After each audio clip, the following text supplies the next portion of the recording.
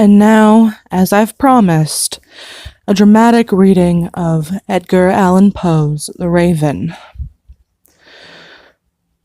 Once upon a midnight dreary, while I pondered, weak and weary, over many a quaint and curious volume of forgotten lore, while I nodded, nearly napping, suddenly there came a tapping, as of someone gently rapping at my chamber door. "'Tis some visitor," I muttered, tapping at my chamber door. Only this, and nothing more.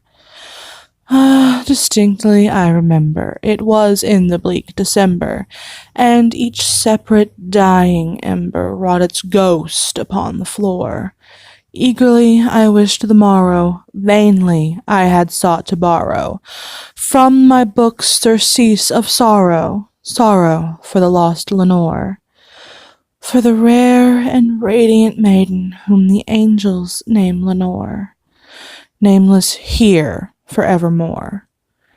And the silken, sad, uncertain rustling of each purple curtain thrilled me, filled me with fantastic terrors never felt before, so that now, to still the beating of my heart, I stood repeating, "'Tis some visitor entreating entrance at my chamber door, some late visitor entreating entrance at my chamber door. This it is, and nothing more." Presently my soul grew stronger, hesitating then no longer. "Sir," said I, "or madam, truly your forgiveness I implore. But the fact is I was napping, and so gently you came rapping, and so faintly you came tapping at my chamber door, that I scarce was sure I heard you. Here I open wide the door. Darkness there, and nothing more."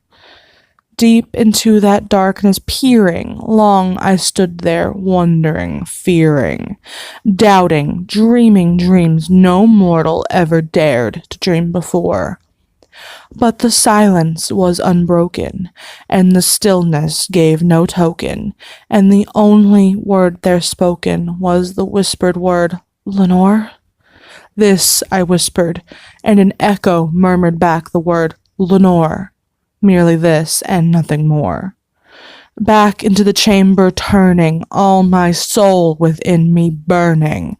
Soon again I heard a tapping, somewhat louder than before.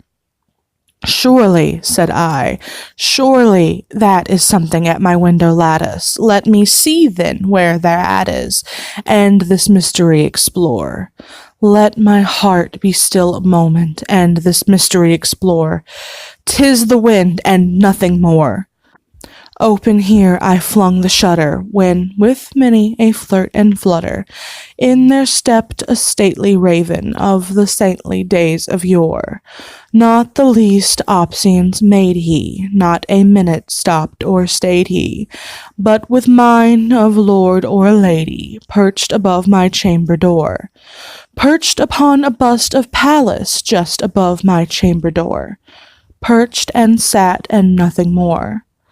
Then this ebony bird beguiling my sad fancy into smiling, by the grave and stern decorum of the countenance it wore.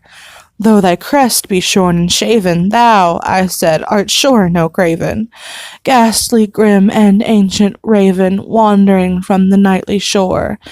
Tell me what thy lordly name is on the night's Plutonian shore." Quoth the raven, "Nevermore."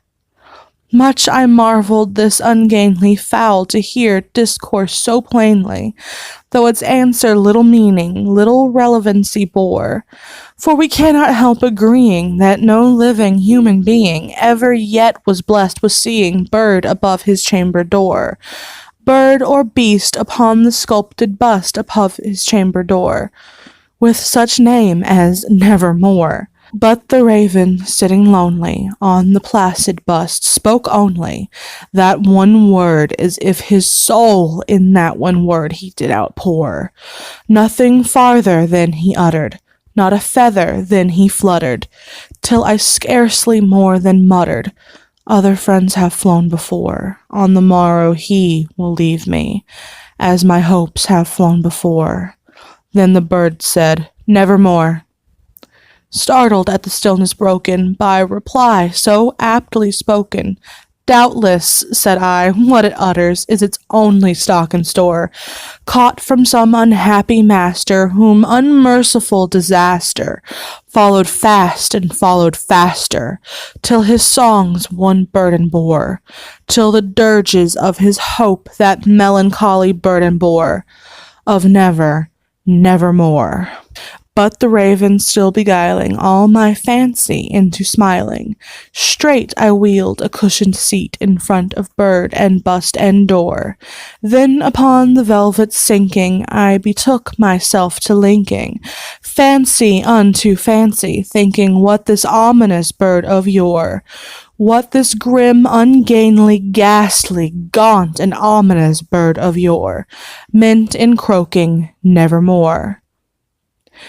This I sat engaged in guessing, but no syllable expressing, to the fowl whose fiery eyes now burned into my bosom's core.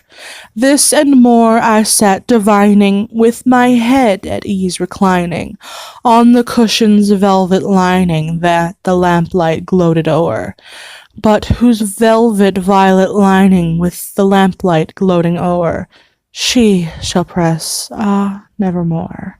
Then, methought, the air grew denser, perfumed from some unseen censer, swung by seraphim whose footfalls tinkled on the tufted floor.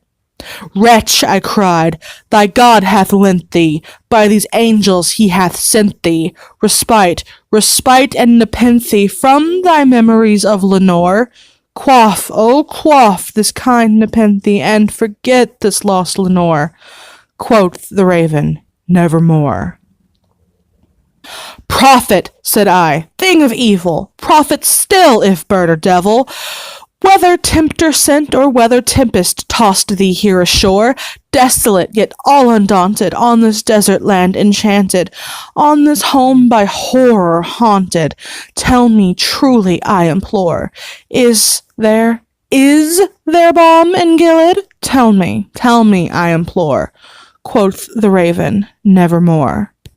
"Prophet," said I, "thing of evil, prophet still, if bird or devil, by that heaven that bends above us, by that God we both adore, tell this soul with sorrow laden, if within that distant Aidenn it still clasp a saintly maiden whom the angels name Lenore, clasp a rare and radiant maiden whom the angels name Lenore."